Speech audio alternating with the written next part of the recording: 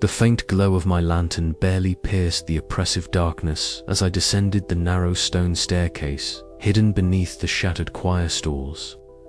Each step echoed hollowly, the air growing colder and thick with the metallic scent of old blood. The walls, slick with centuries of damp, were etched with symbols I could barely decipher, lines and curves smeared in deep crimson. Their meaning lost to time, yet charged with a sinister energy that gnawed at my resolve.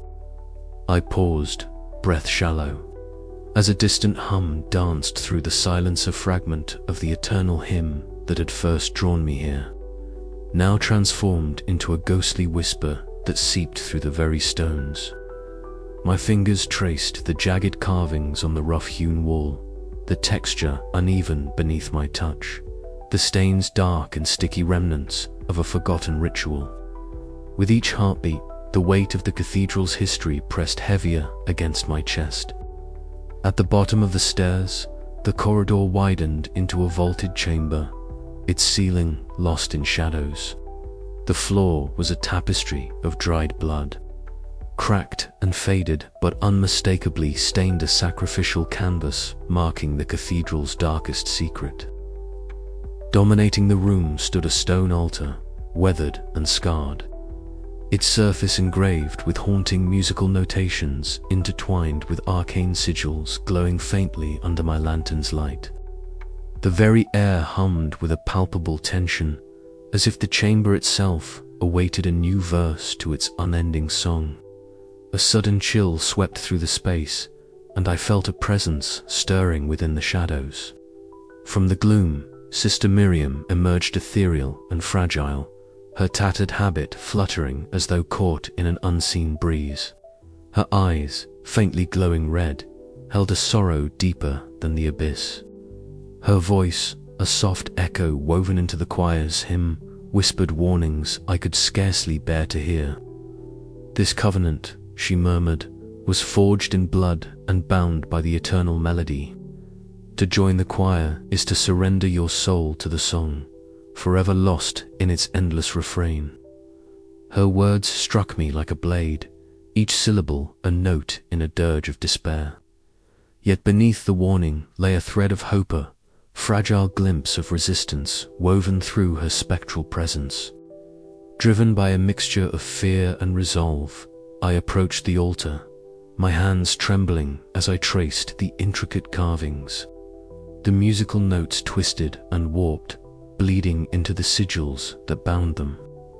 The ritual was clear now. The choir's eternal song was not merely music, but a blood pact, a sacrificial bond that trapped them in an unbreakable curse. The melody was their prison, and the blood their chain. Suddenly, the hymn swelled around me, the invisible choir's voices rising in a crescendo that rattled the chamber's stones. The air thickened, charged with a dark energy that clawed at my mind, threatening to drown my thoughts in the endless refrain. I clenched my fists, fighting to hold onto my identity as the music sought to claim me. Sister Miriam's voice pierced through the chaos again, fragile but unwavering. "Remember who you are, Elias. The song is a trap, but the heart can break its chains." Her plea ignited a spark within me, a desperate hope that the curse might yet be broken. But as the choir's hymn surged, binding blood and soul in a sinister covenant, I realized the true horror. The path ahead was fraught with peril, and the choice to resist or surrender would shape my very existence.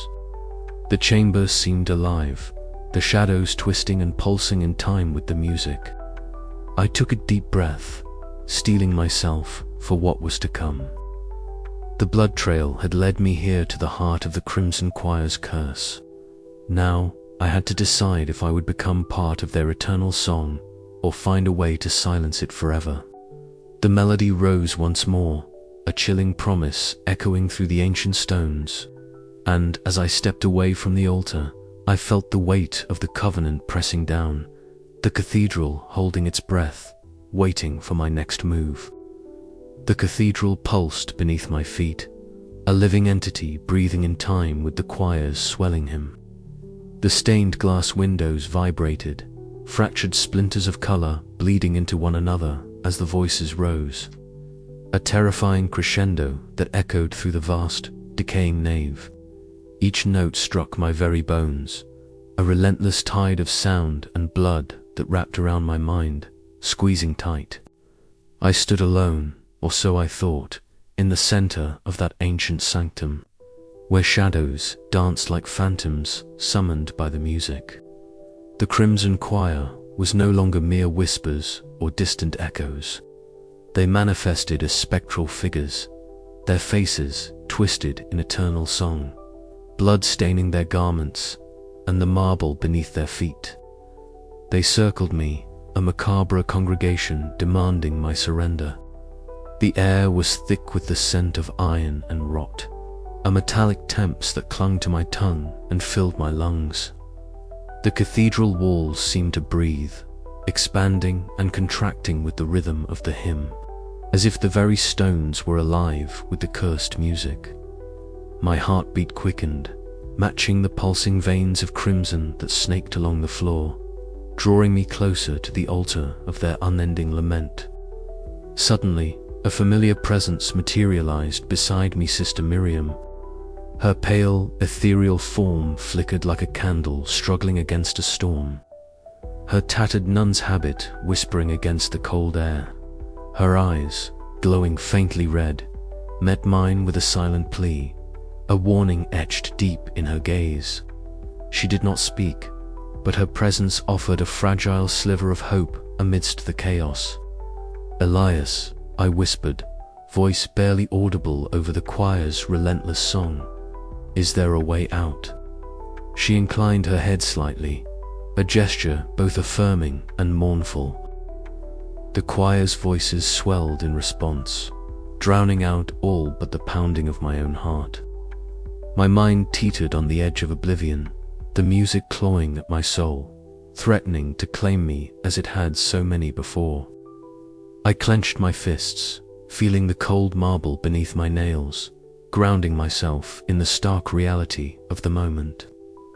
The cathedral's pulse intensified, veins of blood glowing beneath the surface, spreading like wildfire across the floor. The eternal hymn was no longer a distant curse, it was a living, breathing force seeking to consume every shred of my being. Desperation fueled my defiance. I would not become another lost voice in their unending song. Summoning every ounce of will, I forced my mind to resist the seductive pull of the Crimson Choir. The spectral figures recoiled, their anguished faces contorting in fury and sorrow as I pushed back against their dark embrace. The cathedral trembled, stones cracking and dust cascading from the vaulted ceilings. The hymn fractured shards of melody splintering into discordant echoes. Sister Miriam reached out, her translucent hand brushing against mine, imparting a fleeting warmth that steadied my faltering spirit. But the battle was far from over. The final hymn had begun, and with it, the cathedral's true nature revealed itself, cursed heart beating with the blood and music of countless souls trapped in eternal torment. As the choir's song surged once more, I braced for the ultimate confrontation, caught between the abyss of possession and the fragile hope of escape. Would I succumb to the Crimson Choir's unyielding grasp, or could I shatter the dark covenant binding us all? The answer hung in the air, suspended between the haunting notes that echoed endlessly through the cathedral's ancient bones. And as the final note lingered, a breathless silence fell, a fragile pause before the next wave of the eternal hymn. I was ready. I feel it first as a subtle vibration beneath my skin, a pulse that matches the slow, inexorable rhythm of the cathedral's ancient hymn. It crawls along my veins like ink spilled in water, a spreading stain of sound and sensation that refuses to be ignored.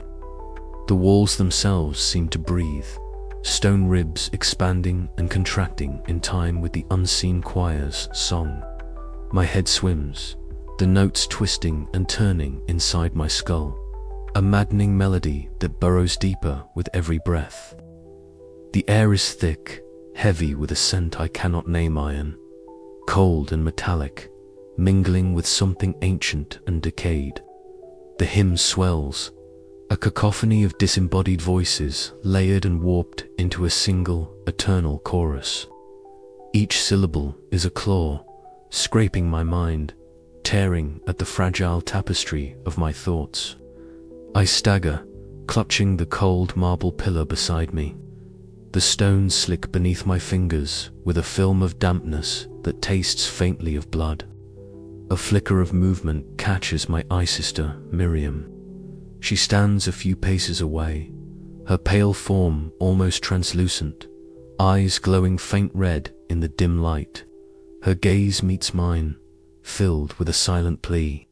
For a moment, the choir's relentless song dims, and I grasp at the fragile thread of clarity she offers.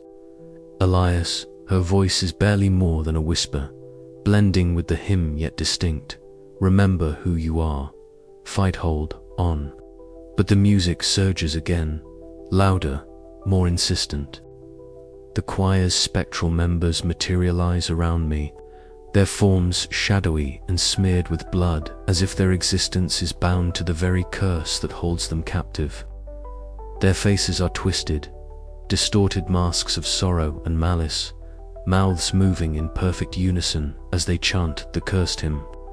Their voices seep into my bones, each note a shackle tightening round my soul. I fall to my knees, the cathedral spinning and warping. Memories flicker images of Lena's smile, the last time I held her hand, the notes of my unfinished compositions. But the choir's song drowns them out, replacing my past with an endless looping melody that threatens to erase the very essence of who I am. Desperation claws at me. I scream, voice raw and broken, but the sound is swallowed by the hymn. My reflection catches my eye in a shattered pane of stained glass.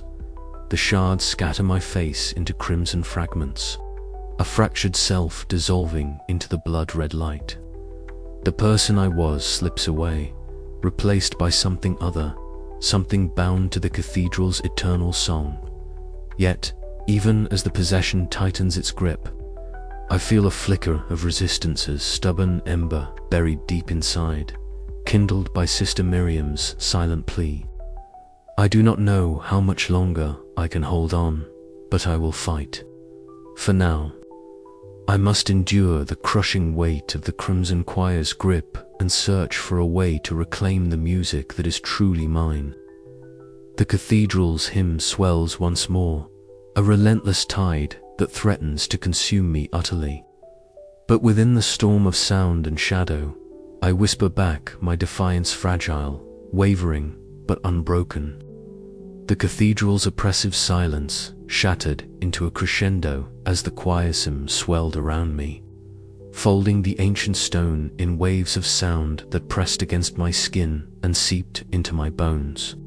I stood at the heart of the vast nave, the cracked marble altar before me bathed in a sickly red glow cast by fractured stained glass. The light danced like blood spilled from unseen wounds, painting the ruined sanctuary in hues of despair. The air was thick with the scent of damp stone, old incense, and something iron-tinged that made my stomach churn, the unmistakable scent of fresh blood. I knelt slowly, my hands trembling as they touched the cold altar surface. The hymn wove itself into my mind, notes twisting and curling like smoke tendrils, promising release and torment in equal measure. Around me, the shadows deepened. The choir was no longer just voices in the dark, but a presence that pressed into the edges of my vision. Flickers of distorted, blood-streaked faces appeared and vanished in the periphery.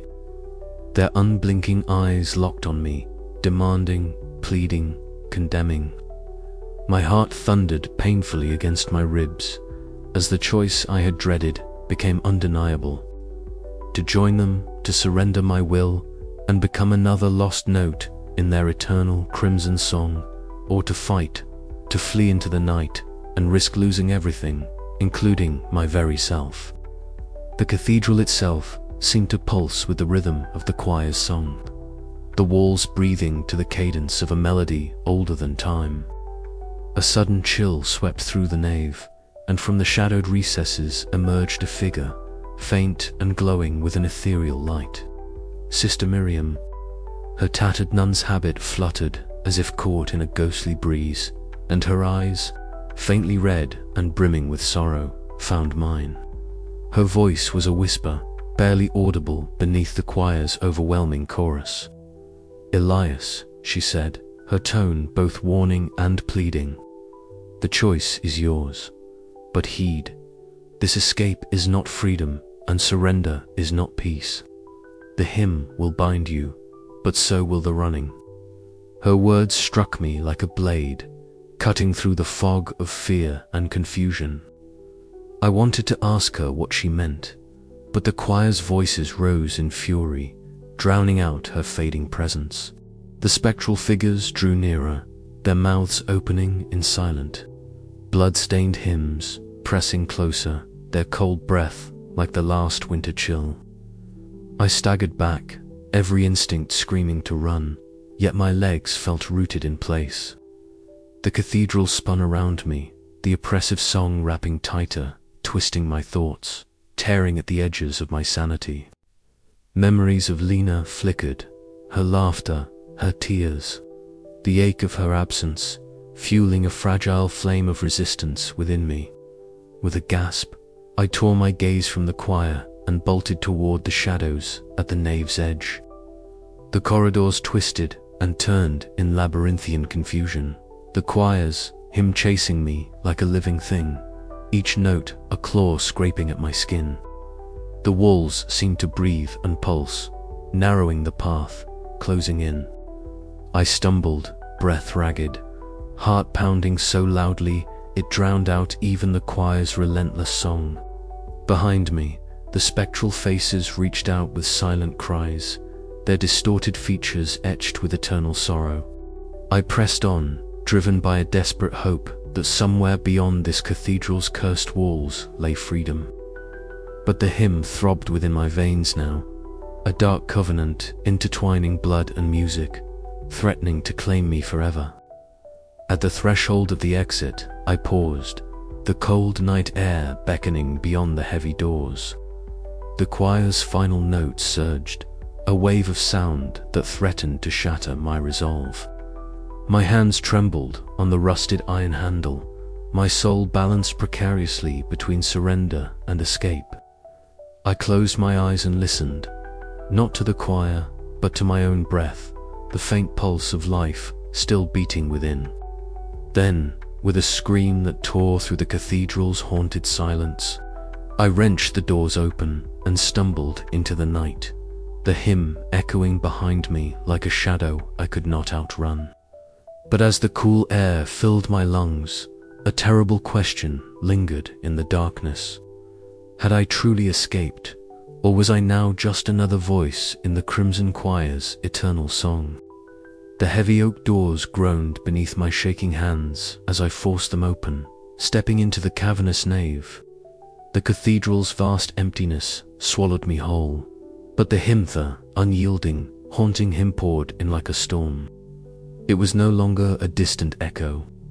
It was the cathedral itself breathing, the song alive and hungry. Shadows writhed at the edges of my vision, coalescing into blood-stained figures whose distorted faces sang in unison, their voices both a siren's call and a predator's growl. I stumbled forward, my breath ragged, heart hammering against my ribs like a frantic drum. Each footfall on the cracked marble sounded a desperate prayer.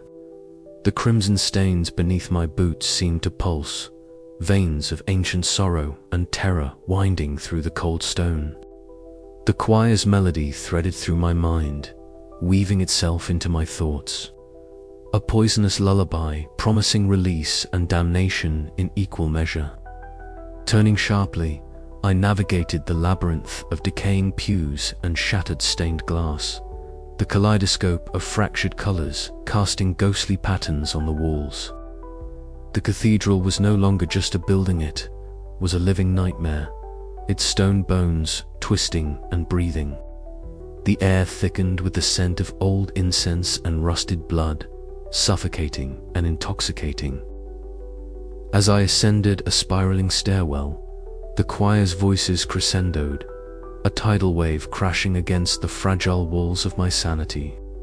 Notes tore through the silence, stabbing at my resolve with icy fingers.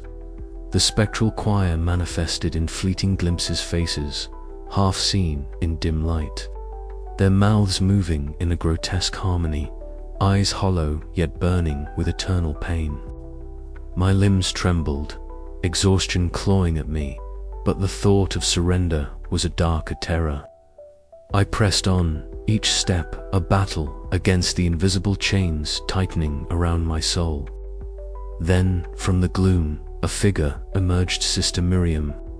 Her pale form flickered like a candle flame in a storm. Her eyes glowed faintly red, filled with sorrow and warning. She said nothing, but her presence was a fragile lifeline, a whispered promise that escape was not impossible. Her apparition faded as swiftly as it had come, leaving me alone with the choir's relentless hymn. The corridors twisted unnaturally, the walls seeming to close in, stained glass morphing into bleeding wounds of color. The ancient exit loomed ahead, a portal between damnation and freedom. But the choir was not finished. Their voices rose to a terrifying crescendo, a flood of sound that threatened to drown my very being. The spectral figures surged forward, a wave of anguish and bloodlust. I felt their cold breath on my neck, their song seeping into my blood, trying to claim me as one of their own. Summoning every shred of will, I lunged toward the exit, the heavy doors resisting but finally yielding. I burst into the night air, the choir's hymn fading into a distant, mournful echo. Yet, as I collapsed on the cold stone steps outside, the question lingered: had I truly escaped, or was the Crimson Choir's song now a part of me, an unbreakable bond sealed in blood and music? My breath came in ragged gasps as the city's silence enveloped me, but the melody, faint, haunting, lingered in my ears. The cathedral stood behind me, a dark sentinel guarding its eternal hymn. And somewhere deep inside, I knew this was not the end. The cathedral's vast nave stretched before me like a cavernous tomb, the fractured stained glass casting shards of crimson and violet light that danced across the shattered marble floor. Each flicker of color seemed to pulse in time with the distant, mournful melody that had drawn me here, the lament of the Crimson Choir. It was no longer a distant echo, but a tangible presence, wrapping around me like a shroud of sorrow and despair. I stood motionless, breath shallow, as the choir's lament swelled into a sorrowful chorus that seemed to seep from the very stones. The sound was layered and complex, voices intertwining in a harmony both beautiful and agonizing, a symphony of eternal suffering. It was a song not meant for the living, but for souls trapped in endless torment. As I let the melody wash over me, the oppressive atmosphere thickened. The air grew colder, carrying the faint scent of iron and decay. From the periphery of my vision, shadowy figures began to materialize, ghostly, blood-stained specters, their distorted faces frozen in expressions of infinite anguish. They hovered in the half-light, their mouths moving in silent song, their voices joining the lament in a chilling unison. The spectral choir surrounded me, their presence both terrifying and tragic. I felt an aching empathy swell within me, a connection forged through shared pain and loss. These were not mindless monsters, but victims, once vibrant souls, now bound to the cathedral and its cursed hymn by a forbidden blood ritual whose price was eternal damnation. Suddenly, a faint glow appeared near the altar. Sister Miriam emerged from the shadows, her pale form shimmering like a fragile flame against the darkness. Her tattered nun's habit fluttered as if caught in a spectral breeze, and her eyes glowed faintly red, reflecting the torment that had become her eternal prison. Her voice wove through the choir's lament, soft yet resolute. They suffer because of the choices made in desperation. Bound by cords of blood and song, she whispered, her tone laced with sorrow. I once tried to break their chains, but the cost was my own soul. You must decide, Ilias will. You join them or fight for your freedom. Her words pierced the haze of despair that threatened to engulf me, offering a fragile thread of hope amid the suffocating darkness. I wanted to believe there was a way out, a path beyond the cathedral's cursed walls. But the choir's lament grew louder, the walls vibrating with the weight of their eternal song. The blood-red light spilled from fissures in the stone, casting grotesque shadows that writhed like living things. The cathedral itself seemed alive, breathing and pulsing in time with the hymn that bound the choir. The sound enveloped me completely, a suffocating embrace of sound and shadow that clawed at my very essence. In that moment, I felt the true cost of the choir's curse, not just the loss of life, but the erasure of identity.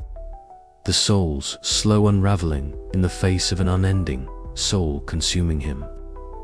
Their lament was a warning and a plea, a tragic symphony of despair that echoed through the corridors of eternity. Torn between empathy and fear, I grappled with the choice laid bare before me. To join the choir would mean surrendering my will, becoming part of this eternal lament. To resist meant risking everything, my sanity, my very existence in a desperate bid for freedom. The choir's voices rose to a crescendo, a heart-wrenching cry that reverberated through the cathedral's vaulted ceiling. Sister Miriam reached out, her ethereal hand brushing against my cheek, her eyes shining with a mixture of compassion and warning. Remember who you are, Elias, she urged. The song is eternal, but so too is hope. And with those words, the cathedral plunged into silence, leaving me suspended in the heavy stillness. The weight of the choir's lament pressing down like a living thing.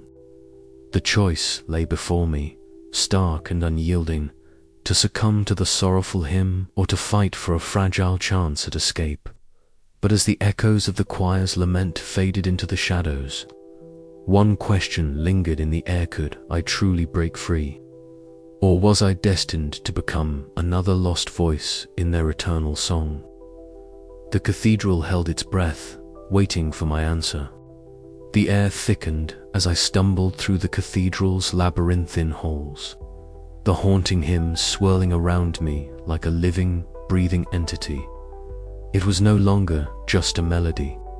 It had become a tangible presence, wrapping itself around my mind in twisting tendrils of sound. Each note echoed off the cracked stone walls, sometimes distant, sometimes deafeningly close, as if the choir's voices were both everywhere and nowhere at once. My breath came in ragged gasps, heart pounding against my ribs like a desperate drum. Shadows flickered at the edge of my vision, blood-streaked figures with distorted faces, their mouths moving in a silent chorus of agony and invitation. I willed myself not to look directly at them, fearing that their gaze might pierce through the veil of reality and drag me into their eternal torment. A sudden flicker of crimson light caught my eye, and there she was, Sister Miriam. Pale and ethereal, her tattered nun's habit swayed as if caught in a breeze that did not exist. Those faintly glowing red eyes met mine, and in their depths I saw a silent plea, a desperate warning. She reached out, but her form dissolved into shadow before I could grasp her hand. The fleeting moment of hope vanished, leaving me clutching at emptiness. The stained glass windows shattered into kaleidoscopes of fractured color, the once beautiful images bleeding into pools of deep red and black. The cathedral's marble floor became a river of shadows and light, dancing in grotesque patterns as the choir's lament rose to a chilling crescendo. It was a sound both beautiful and terrible, a requiem that promised release but delivered only endless suffering. I moved toward the archway that marked the boundary between this cursed place and the cold night beyond. The air seemed to thicken, the hymn wrapping tighter around my soul, blurring the line between the cathedral's oppressive darkness and the fragile hope of freedom. My legs trembled, my hands slick with sweat, torn between the irresistible pull of the eternal song and the desperate need to escape. The final notes echoed in my ears, fading into a silence that was almost more terrifying than the music itself. I hesitated, breath caught in my throat, suspended in that moment where choice and fate intertwined. Was this the threshold of salvation, or merely the last breath before surrender?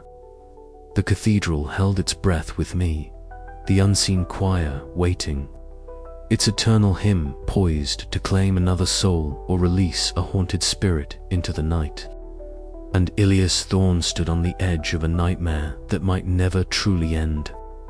The echoes of the lost surrounded me still, their song a whisper in the dark, promising that no one ever truly leaves the Crimson Choir. I stepped forward into the unknown. The heavy silence that had once blanketed the cathedral was shattered by a crescendo of voices, rising like a tide from the depths of the stone and shadows. I stood in the nave, the vast chamber that had witnessed centuries of prayers, and now echoed with a sinister, unending hymn. The stained glass windows, long shattered, threw fractured shards of crimson light onto the cold, blood-streaked marble floor beneath my feet. The air vibrated with an invisible force, a chorus of unseen throats singing a melody both hypnotic and horrifying. Every note clawed at the edges of my sanity, seeping through my veins with a venomous sweetness. The choir was no longer a distant whisper. It was a roaring presence, a living, breathing entity that sought to swallow me whole. My heart pounded in tandem with the rhythm, a desperate drumbeat against the darkness that threatened to envelop my soul. In the midst of this suffocating symphony, a figure materialized beside me, Sister Miriam. Her pale, ethereal form flickered like a candle in the storm, her tattered habit whispering against the cold stone.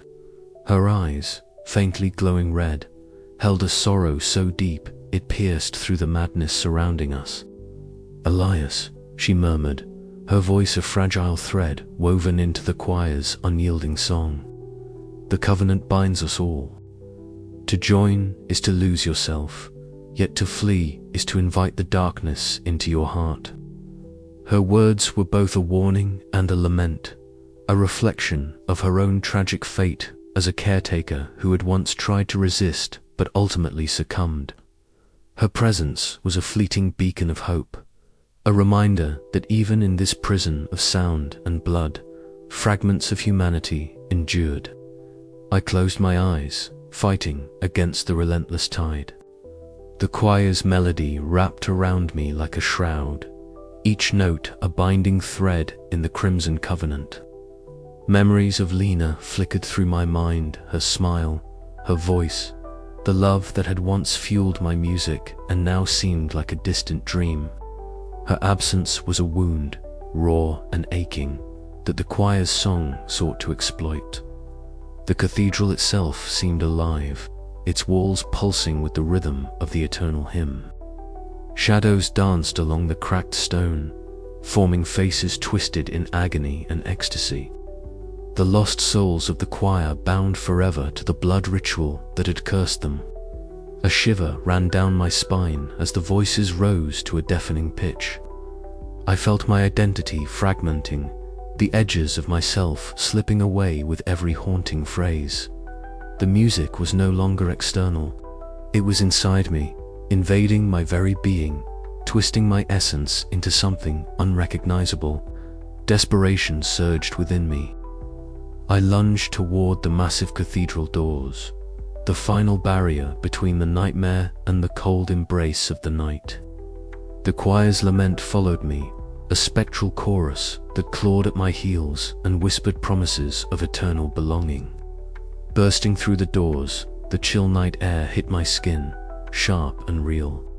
The city lay silent around me, bathed in the pale light of a waning moon. For a moment, relief flooded my senses. The oppressive weight of the cathedral's song lifted, replaced by the biting clarity of freedom. Yet, as I glanced back, the vast silhouette of the cathedral stood, unwavering, its shadows pulsing faintly with the echo of the unseen hymn. The line between escape and possession blurred, and I could no longer tell if I had truly left or become another voice in the Crimson Choir's eternal song. The night stretched ahead, cold and uncertain. I was free, or so I believed. But the melody lingered, a sinister promise that some songs never end. And so the eternal hymn plays on. I felt the first tendrils of the choir's song wrap around my consciousness again, a haunting refrain that promised both oblivion and transcendence. The cathedral's walls breathed with the weight of countless souls lost to the melody. Elias, Sister Miriam's voice echoed faintly in the recesses of my mind. Remember who you are, even as the music tries to unmake you. I clung to that fragile hope, even as the Crimson Choir's hymn threatened to consume all that I held dear. The eternal song was no longer just a curse, it was a part of me now, a dark covenant etched in blood and sound. The final note hung in the air, unresolved and infinite, as I stepped forward into the uncertain dawn.